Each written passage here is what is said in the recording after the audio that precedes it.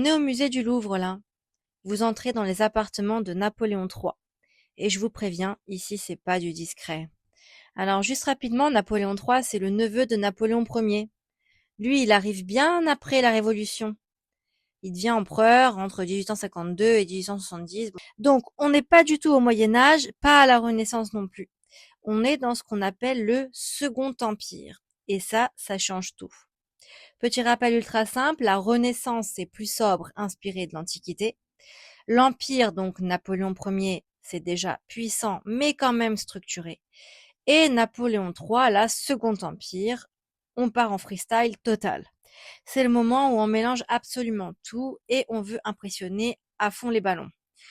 Regardez autour de vous, les moulures, les dorures, les plafonds, tout est là pour simplement impressionner. À l'époque, il n'y a pas d'Instagram. Donc, pour montrer que t'es riche, puissant, tu fais ça chez toi. Et plus c'est chargé, plus t'es important, quoi. Et surtout, regardez en haut. On trouve des tableaux comme la gardeuse de vaches en Normandie, la caravane, la chevrière, vue de Nice, etc. C'est littéralement une expo au plafond. Avec les moulures dorées autour et ce lustre énorme au centre, enfin il y en a plein des lustres, il n'y en a pas qu'un seul. C'est fait pour que tu lèves les yeux et que tu te dises, ok, ils ont abusé là. Tout ce qui brille ici, c'est souvent de la feuille d'or. C'est ultra fin, posé à la main et ça reflète la lumière comme pas possible. Les miroirs, ils servent à agrandir la pièce visuellement. Les lustres à montrer que tu peux éclairer comme un roi. Et les meubles, regardez bien. Marbre, bois massif, dorure. Il y a aussi plusieurs bois qui sont mélangés. Il y a beaucoup de travail de bois. Ça, c'est du style Napoléon III. En gros, c'est lourd, c'est riche, c'est détaillé. C'est pas du tout du minimalisme Ikea.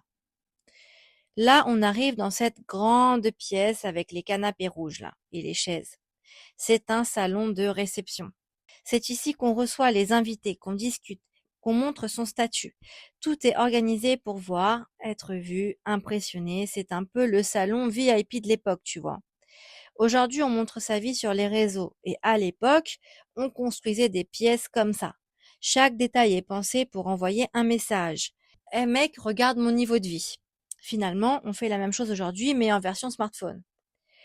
Si vous venez ici, ne regardez pas juste devant vous, regardez les plafonds, les trumeaux au-dessus des cheminées, les moulures, les détails, parce que le vrai luxe, il est dans ce que la plupart des gens ne regardent même pas. Et là, on arrive dans cette grande salle. Vous voyez, on peut facilement mettre plus de 40 personnes assises ici. Mais ça, c'est pas juste pour manger tranquille, hein. Alors déjà, Napoléon, lui, il mettait 10 minutes à manger, il avait jamais le temps. Tout est calculé. En fait, plus la pièce est grande, plus les invités ont l'air petits. Petits face à qui? Face à la richesse, face au pouvoir, et même à table, rien n'est laissé au hasard. Plus t'es important, plus t'es au centre. Moins t'es important, plus tu dégages vers les côtés, ou tu dégages de la table, tu deviens spectateur, hein. Oui, oui, c'est vrai, c'est vraiment ça. Une sorte de pièce théâtrale et tout est fait pour montrer la richesse, aussi bien les meubles. Donc plus tu avais de meubles, plus tu étais riche, voilà. Ah là, la fameuse chambre bleue, la chambre. Alors spoiler, c'est pas vraiment une chambre, hein. C'est une pièce de représentation, une sorte de théâtre. Ici, tout est mis en scène, les tissus, les couleurs, l'ambiance, pour donner une illusion d'intimité, alors que tout est politique. Ici, Napoléon n'y dormait pas, ou enfin très peu, on va dire. Il y dormait très peu. C'était vraiment pour donner ce côté théâtral, pour accueillir plein de personnes qui peuvent être assises, et la personne qui va donner la chemise, qui va lui donner la chemise pour qu'il la mette, c'est vraiment, elle aura une opportunité de dingue. Voilà. Donc c'est plus ça, et il y a beaucoup de choses qui se jouent ici, de la politique, plein de choses. Donc même des moments qu'on imagine privés étaient en réalité publics. Et là, regardez bien ce berceau, c'est pas juste un joli objet. Ouais, c'est mignon, voilà, tout le monde se dit ça. Non, ça, c'est la Bercelonnette du duc de Bordeaux, c'est-à-dire Henri d'Artois.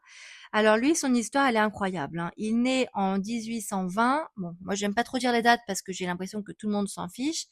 Juste après l'assassinat de son père, voilà, c'est fameux. Donc, dès sa naissance, il devient l'espoir de toute une monarchie parce qu'il reste que lui. On l'appelle même à l'époque l'enfant du miracle parce que sans lui, la lignée royale pouvait disparaître. Dans ce berceau, c'est donc pas juste pour faire dormir un bébé, c'est un symbole politique, un symbole de pouvoir, un symbole d'avenir, d'espoir. Chaque détail est travaillé, matériaux précieux, finition, richesse, toutes les moulures. Cet enfant représentait tout en fait. Et ça, c'est ce qu'il faut comprendre ici. Même les objets les plus mignons sont en réalité liés au pouvoir. Ensuite, regardez bien autour encore une fois. Les tableaux ici, ils sont pas juste là pour décorer, ils se lisent. On regarde toujours les regards, les postures, les vêtements, les décors, tout ce qu'il y a autour, tout est calculé. C'est l'Instagram d'avant, il n'y avait pas Instagram, donc en fait, on pouvait représenter tout ce qu'on voulait dans un tableau. C'est un peu comme voilà une photo Instagram aujourd'hui. Sauf qu'ici, donc rien n'est spontané, tout est fait pour dire je suis riche et je suis puissant. Juste ici, on a un meuble très particulier, le cabinet d'Isabelle II, c'est inestimable ce truc. Isabelle II d'Espagne, c'est un meuble précieux, souvent utilisé pour ranger des bijoux, des objets personnels, documents importants. C'est un coffre de luxe, mais franchement, hein, je pense qu'ils y rangeaient pas grand-chose. C'était surtout pour, encore une fois, représenter la richesse. Plus on avait de meubles, plus on était riche, on n'était pas dans le minimalisme, comme aujourd'hui. Donc regardez les détails, contraste noir et blanc, incrustation, finition ultra fine, hein, vraiment une dinguerie. Les meubles racontent une histoire, les formes, les sculptures, des figures féminines, ça vient directement des codes de l'Empire et du Second Empire. Toujours la même idée, encore une fois, je le répète, impressionner, montrer le niveau, afficher la richesse.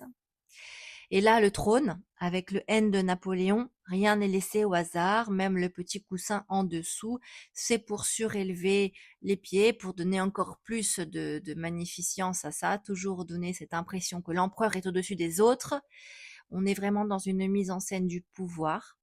Et oui, bon, on était dans les appartements de Napoléon III, mais Napoléon est quand même là, hein. Voilà, bien sûr, il est toujours là. Ici, le célèbre portrait de Napoléon, par exemple. Napoléon Ier, regardez bien la couronne. C'est pas une couronne comme les autres, c'est une couronne en épi qui fait rappeler les Romains. Donc voilà. Les abeilles, ce qu'il a sur le manteau blanc, on dirait des taches, mais en fait ce sont des abeilles. C'est le symbole impérial qui a été choisi par Napoléon comme symbole unique d'empire. Il a des vêtements brodés, le sceptre, il a la, la, la façon de se tenir. Voilà, il est au-dessus de tout, hein. Ce mec-là est au-dessus de tout. Tout est pensé pour envoyer ce message de légitimité, de puissance, d'autorité. Au final, ici, rien n'est juste décoratif. Nous, on vient pour voir la décoration, la beauté des meubles. Mais en fait, chaque objet, chaque meuble, chaque détail sert à raconter une histoire de pouvoir, de politique. Si ça vous a plu, n'hésitez pas à vous abonner, à liker, commenter et je vous fais des bisous. Bye bye. Dites-moi si vous voulez d'autres vidéos comme ça.